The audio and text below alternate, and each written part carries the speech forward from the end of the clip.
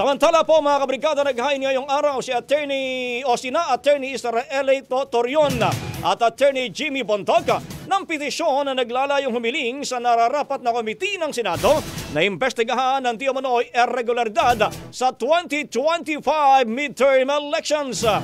Pero paglilinaw ni Torion, hindi sila naghain nito para mamulitika o di kaya ay para tulungan si Vice President Sara Duterte sa kanyang pagtakbo sa 2028 presidential election. Dagdag pa niya, kahit na mapag-alamang mayroong naging irregularidad dito, ay hindi naman makakaupo sa pwesto ni sa Bontoc at Pastor Apollo Kibuloy. Kung namumulitika lang umano sila ay dapat electoral protest ang kanilang inihain at hindi ganitong petisyon. Ayon kay Torion, napili rin nilang idulog ito sa Senado para magkaroon ng tamang batas dito bago magkaroon muli ng panibagong election.